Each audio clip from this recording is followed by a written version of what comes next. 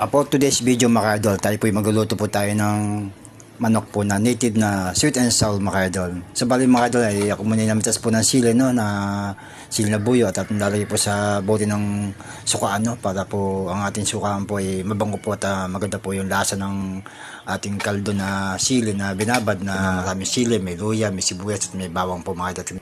So magmamarinate po tayo ng manok na native mo. Gabot na yung paminta mga idol.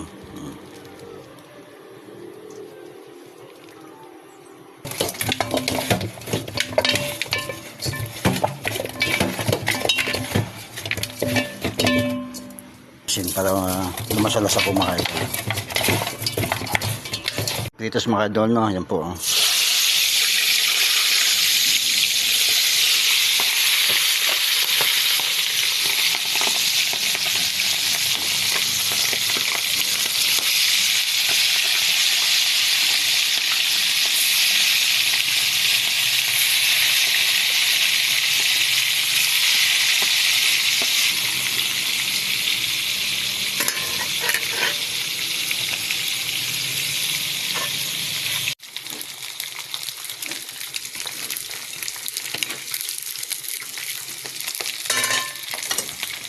Ayan po mga idol, mapupula na po yung ating pinitos na manok na native no. Lagyan po natin sweet and sour native chicken manok mga idol. So bali nahangon na po natin yung iba mga idol no, at may sunod na rin yung picture at yung likod po na spinal cord ng manok no. Yun lang po ang ating pipitos para matapos na po tayo sa pipitos mga idol no. Ayan po mga idol, tapos na po yung ating pagpipitos no. So bali ating po lalagay po sa kasola at malalagyan natin ng mga ricado po. Pinilitong manok no. Sa ilalim po mga idol. Yan po.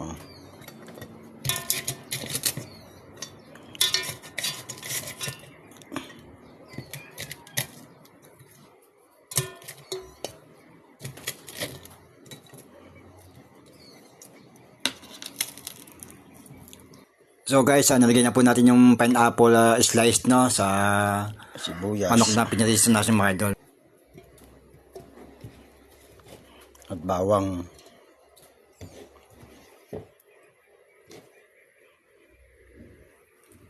At konting paminta mga idol no.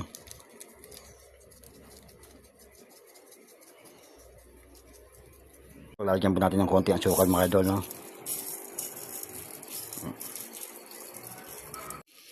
Ibuhos po natin ng Sprite mga idol no. Pakulo po natin.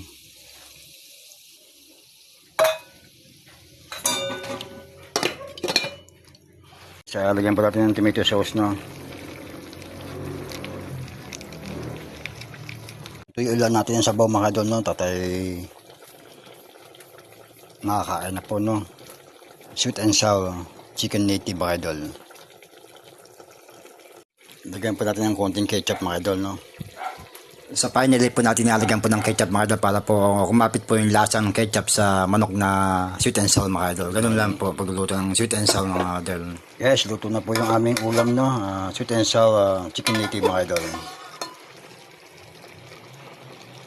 Hello guys, luto na po yung ating sweet and sour na manok na native na niluto po mga idol no. Ate po sabi po sa Tupperware po dahil po sa dadalhin po ni Boy ko sa city no, sa boarding house niya mga idol para may ulam siya doon araw-araw na 2 days man lang o 1 day. Sabi ko bigyan naman niya yung mga kasama niya sa boarding house para makatikin naman luto nating probinsya no mga idol. Ganun lang po kasimple mga idol. Basta po kapag meron tayong alagang bahay na manok na meron tayong ulam sa araw-araw mga idol. Ganun lang po kasimple. At kung meron tayong alagang manok na native o just chicken sa bahay o sa looban mga idol, dating po panahon na meron may ulam po ang ating pamilya. Ganun po kasimple mga idol.